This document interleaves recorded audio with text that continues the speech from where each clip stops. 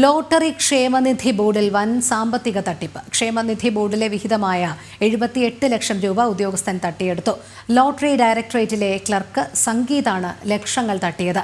ഉദ്യോഗസ്ഥനെതിരെ museum പോലീസിൽ lottery വകുപ്പ് director പരാതി നൽകി. ഡയറക്ടറുടെ വ്യാജമുദ്ര ഉണ്ടാക്കിയതിന് സസ്പെൻഷനിലാണ് സംഗീത്.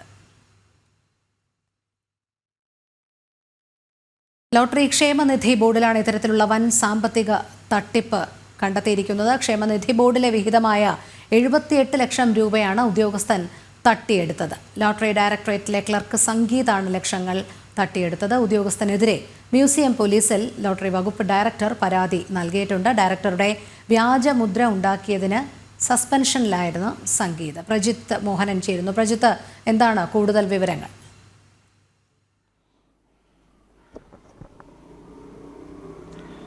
ലോട്ടറി ക്ഷേമനിധിയുമായി ബന്ധപ്പെട്ട് നടന്നിരിക്കുന്ന ബോർഡിൽ വൻ സാമ്പത്തിക തട്ടിപ്പ് എന്നുള്ളതാണ് ഈ വാർത്തയിൽ ഏറ്റവും പ്രധാനപ്പെട്ട ഒരു കാര്യം. 78 ലക്ഷം രൂപ തട്ടിയെടുത്തു എന്നുള്ളതാണ് ഞെട്ടിക്കുന്ന വിവരം.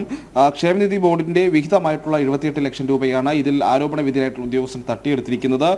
ലോട്ടറി ഡയറക്ടറിലെ ക്ലർക്ക്, അദ്ദേഹത്തിന്റെ പേര് സംഗീത് എന്നുള്ളതാണ്. അദ്ദേഹത്തിന്റെ പേരിലാണ് ഈ ലക്ഷങ്ങൾ തട്ടിയതുമായി ബന്ധപ്പെട്ട് ഇപ്പോൾ ഒരു പരാതി വന്നിരിക്കുന്നത് എന്നുള്ളതാണ് നമ്മൾ കാണേണ്ടത്. 2018, 19, 20 കാലയളവിൽ ഇയാൾ തട്ടിപ്പ് നടത്തി എന്നുള്ളതാണ്. അതായത് ഡയറക്ടറുടെ വ്യാജമുദ്ര ഉണ്ടാക്കിയാണ് ഇത്തരത്തിലുള്ള തട്ടിപ്പ് നടത്തിയത് എന്നുള്ളത് നമുക്ക് മനസ്സിലാക്കുന്നുണ്ട്. ഇത് സംബന്ധിച്ചിപ്പോൾ ലോട്ടറി വകുപ്പ് ഡയറക്ടർ തിരുവനന്തപുരം മ്യൂസിയം പോലീസിൽ പരാതി നൽകിയിട്ടുണ്ട്. ഈ പരാതിയുടെ അടിസ്ഥാനത്തിലുള്ള പ്രാഥമിക പരിശോധന ആരംഭിച്ചിട്ടുണ്ട് എന്നുള്ളതാണ് പോലീസ് വ്യക്തമാക്കുന്നത്. അതേസമയം ഇതുവരെ കേസ് രജിസ്റ്റർ ചെയ്തിട്ടില്ല. പ്രാഥമികമായിട്ടുള്ള വെരിഫിക്കേഷൻ പരിശോധനകൾ നടക്കുന്നു എന്നുള്ളതാണ് പോലീസ് അറിയിച്ചിരിക്കുന്നത്. നേരത്തെ തന്നെ ഇയാൾ ഈ സംഗീത് എന്നയാൾ സസ്പെൻഷനിലായിട്ടുണ്ട് എന്നുള്ളത് നമുക്ക് ലോട്ടറി വകുപ്പിൽ നിന്ന് മനസ്സിലാക്കാൻ കഴിയുന്നു. ഒരു പക്ഷേ ഈ ലോട്ടറി ഡയറക്ടറേറ്റുമായി ബന്ധപ്പെട്ട് ക്ഷേമനിധി ബോർഡിൽ ഇത്തരത്തിലൊരു വലിയ തട്ടിപ്പ് നടത്തി എന്നുള്ളതാണ് ഈ വാർത്തയിൽ ഏറ്റവും പ്രസക്തമായ കാര്യം.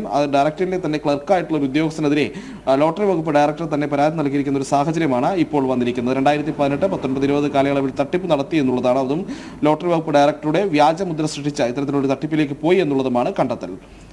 ശരി, പ്രജിത്താണ് വിവരങ്ങൾ നൽകിയത്.